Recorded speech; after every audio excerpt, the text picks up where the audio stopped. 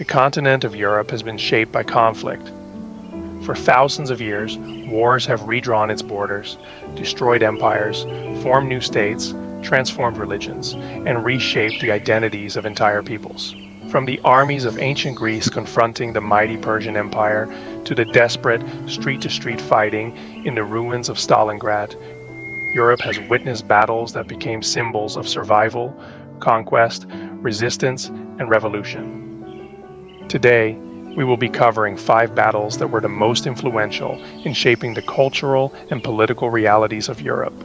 This is not simply a definitive top 5, and in the future we will explore many more of the battles that shaped the continent. After all, reducing more than 2,000 years of European history to just 10 battles is an impossible task. The rise and fall of civilizations are driven by countless factors, including economics, geography, technological innovation, political decisions, and cultural change. Yet some individual battles still stand out to this day.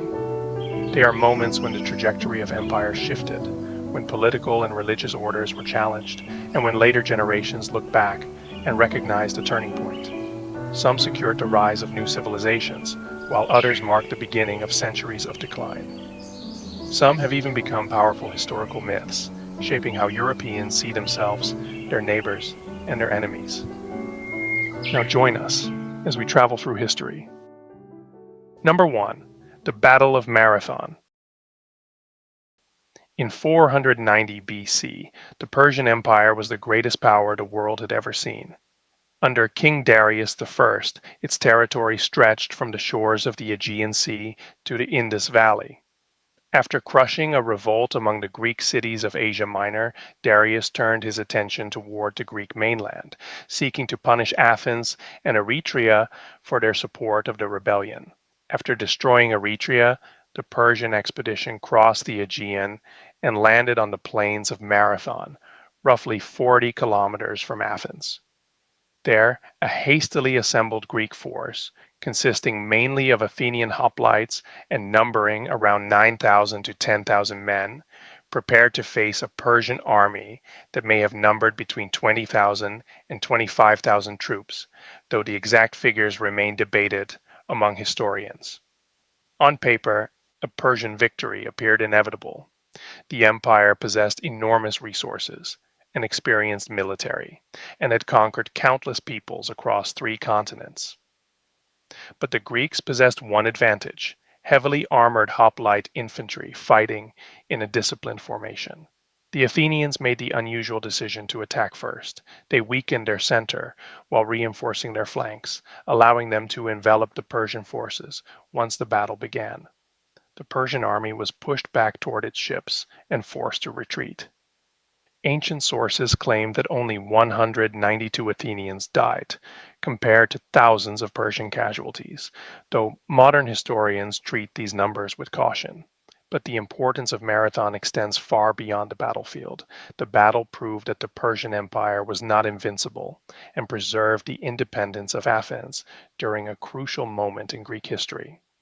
In the decades that followed, Athens entered its golden age, becoming the home of dramatic advances in philosophy, art, architecture, and political experimentation. The ideas of figures such as Socrates, Plato, and Aristotle would later profoundly influence European intellectual traditions. Marathon also entered the realm of legend. According to a later story, the messenger Pheidippides ran from Marathon to Athens to announce the Greek victory before collapsing and dying. While the historical accuracy of this tale is uncertain, it would eventually inspire the modern marathon race. 2. The Battle of Teutoburg Forest. By the beginning of the 1st century, the Roman Empire appeared unstoppable. Roman legions had conquered the Mediterranean world and pushed steadily northward into Europe. Emperor Augustus envisioned extending Roman authority beyond the Rhine River and turning Germania into another Roman province.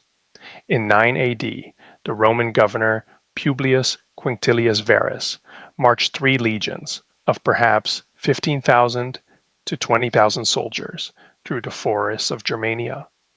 His guide was Arminius, a Germanic noble who had been educated by the Romans and served as an officer within their military. But Arminius had secretly united several Germanic tribes against Roman rule. As Varus's army marched through narrow paths and difficult terrain, Germanic warriors launched a carefully planned ambush. The Romans were unable to deploy their usual disciplined battle formations. For 3 days, they struggled through rain, mud, and dense forest as attacks came from every direction. By the end of the fighting, 3 entire Roman legions had been destroyed. Varus, unwilling to be captured, took his own life. The defeat was one of the greatest disasters in Roman military history. Although Rome launched punitive campaigns east of the Rhine, in later years it abandoned plans to permanently conquer and incorporate Germania. The Rhine became one of the most significant frontiers in European history, dividing the Romanized West from the Germanic societies beyond. Centuries later, the battle would acquire an entirely different meaning. During the 19th century, German nationalists celebrated Arminius as a heroic figure who defended German freedom against foreign domination. The memory of Teutoburg therefore shaped not only ancient history, but also modern European identity. 3. The Battle of the Milvian Bridge. As the Roman Empire grew too vast for a single ruler to govern effectively, Emperor Diocletian established a system of multiple emperors, known as the Tetrarchy. By the early 4th century, the empire was torn apart by civil war. Two rival emperors competed for power, and the struggle between Constantine and Maxentius would become one of the most consequential conflicts in European history. In 312 AD, Constantine marched toward Rome with an army estimated at around 40,000 soldiers.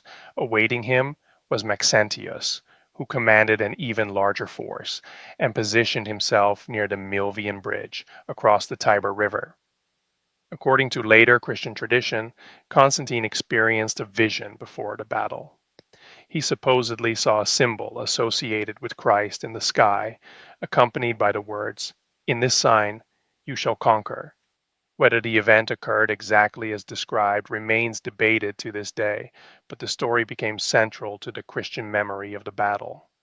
When the fighting began, Constantine's cavalry broke through Maxentius's forces and pushed them back toward the river. During the chaotic retreat, their temporary pontoon bridge collapsed under the weight of fleeing soldiers, sending many into the Tiber.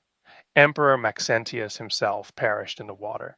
The consequences of this victory have reached far beyond ancient Roman politics.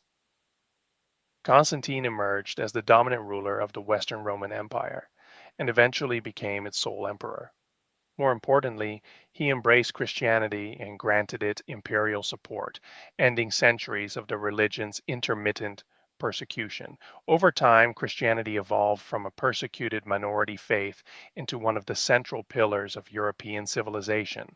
The political institutions, culture, philosophy, and art of medieval Europe and beyond would all be deeply influenced by the Christian Roman legacy. 4. The Battle of Poitiers.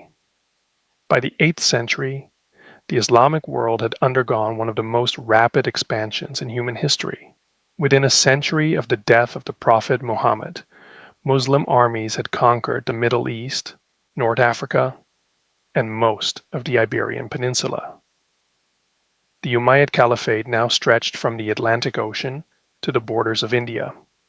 In 732 AD, an Umayyad force led by Abd al-Rahman al-Ghafiqi crossed the Pyrenees and advanced into Frankish territory after raiding deep into what is now France. Facing them was Charles Martel, the Frankish ruler and military commander who assembled an army that may have numbered between 15,000 and 30,000 soldiers, although the exact size of both armies remains uncertain. For several days, the two armies watched one another near the towns of Tours and Poitiers. When the battle finally began, The Umayyad cavalry launched repeated assaults against the Frankish lines, but Charles Martel's infantry maintained a disciplined defensive formation and refused to break. During the fighting, Abd al-Rahman was killed, and the Umayyad army eventually withdrew southward across the Pyrenees. For centuries, the Battle of Poitiers was remembered as the moment that saved Christian Europe from Islamic conquest. Historians such as Edward Gibbon famously speculated that a Frankish defeat might have transformed the entire religious character of Europe. Modern historians, however, take a much more cautious view. Many argue that the Umayyad expedition was likely a large-scale raid rather than a serious attempt to conquer all of Western Europe. Nevertheless, the battle remains immensely significant. It elevated the prestige of Charles Martel and strengthened the Frankish realm, laying the foundations for the Carolingian Empire and the later rise of his grandson Charlemagne. Whether or not Poitiers saved Europe, it helped shape the political future of Western Europe. 5. The Battle of Hastings. In 1066, England was thrown into a crisis that would permanently alter its future. The death of King Edward the Confessor without an heir triggered a fierce struggle for the English throne. Harold Godwinson was crowned king, but his claim was challenged by several rivals, most importantly, William, Duke of Normandy. After defeating a Norwegian invasion at the Battle of Stamford Bridge in northern England, Harold was forced to march his exhausted army nearly 300 kilometers south to confront William's invading force. On October 14, 1066, the two armies met near Hastings. Both sides likely fielded around 7,000 to 8,000 men. Harold's Anglo-Saxon army occupied a defensive position on Senlac Hill, forming a shield wall of heavily armed infantry. For much of the day, the Norman cavalry and archers failed to break through. However, William adapted his tactics. Whether through deliberate, feigned retreats or the confusion of battle, portions of the Anglo-Saxon line abandoned their positions and were cut down by Norman cavalry. By the end of the day, King Harold was dead, and the English army collapsed. Later tradition famously claimed that King Harold was struck in the eye by an arrow, but historians continue to debate this account. The consequences of Hastings were profound. William's victory brought about the last successful foreign conquest of England. The Norman elite replaced much of the Anglo-Saxon nobility, transformed England's system of governance, and tied the kingdom more closely to continental Europe. The English language itself was forever altered, as thousands of French words entered its vocabulary. The political and cultural foundations laid by the Norman conquest would shape England and its relationship with the continent for centuries to come. Thank you for watching. If you enjoyed this video, we would really appreciate it if you could like the video, share it, and subscribe to the channel. It helps us continue creating more content, exploring the history and geopolitics that shaped our world.